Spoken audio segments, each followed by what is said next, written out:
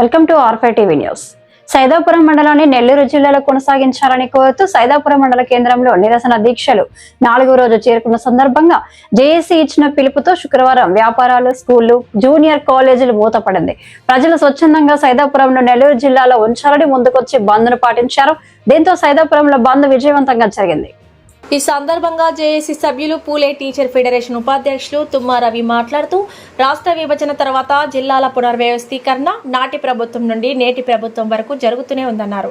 ప్రజల మండలాలను 40 కిలోమీటర్లకు దూరంలో ఉన్న నెల్లూరు జిల్లా కేంద్రాన్ని దూరం చేసి 160 కిలోమీటర్ల దూరంలో ఉన్న తిరుపతిలో కలిపే విధంగా దుర్మార్గంగా ప్రకటించిందని, దాన్ని వెంటనే వెనక్కి తీసుకుని 3 మండలాలను నెల్లూరు జిల్లాలో కొనసాగించాలని ఆయన డిమాండ్ చేశారు. JAC co convener Shafi horn మాట్లాడుతూ కూటమి ప్రభుత్వాన్ని మంత్రుల కమిటీ పేరుతో అక్రమ నివేదికలు తెప్పించి 3 మండలాలను తిరుపతిలో కలపాలన్న ప్రతిపాదనను ప్రజలు ఈ ప్రభుత్వం తీరుపై ఆగ్రహం వ్యక్తం చేస్తున్నారని మండిపడ్డారు. ప్రజలు 3P తిరుపతి కొనసాగించాలి లేదా గూడూరును జిల్లా చేయాలని డిమాండ్ చేశారు. ఈ కార్యక్రమంలో పూలే టీచర్ ఫెడరేషన్ నాయకులు G V Ratnam, B Prasad, UTF నాయకులు P Somayya, R V Ramanayya, BJA నాయకులు V Raghuram, T Chittibabu, K Parandhamayya, APTF నాయకులు K Ravi, N Venkateswara Varma, S T Sharif Babu, M Chiranjeevi, IFTU జిల్లా నాయకులు కె చెంగల్రావు, భవన నిర్మాణ కార్మిక సంఘం జిల్లా కార్యదర్శి ఎం అనిల్ తదితరులు పాల్గొన్నారు.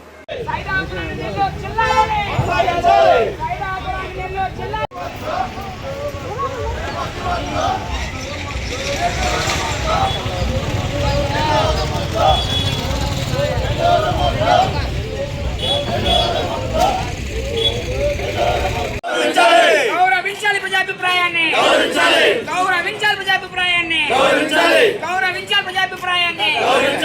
ఒక్క రోజు బంధుకు, ఒక్క రోజు బంధుకు, ఒక్క రోజు బంధుకు, ఒక్క రోజు బంధుకు. గౌరవించాలి ప్రజాభిప్రాయాన్ని.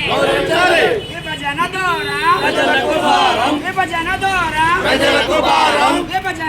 తీసుకొచ్చి ఇక్కడ ఉన్నటువంటి సైదాపురం, రాపూరు, కలవాయి ఉన్న ప్రజల్ని తీవ్రమైన ఇబ్బందులకు తీసుకొచ్చే పరిస్థితి వాళ్ళు తీసుకొస్తా ఉంది. ముఖ్యంగా సైదాపురం మండలం నెల్లూరు జిల్లాని కొనసాగాలని చెప్పని డిమాండ్ చేస్తూ 4 రోజులుగా నిరవధిక దీక్షలు కొనసాగుతూ ఉన్నాయి.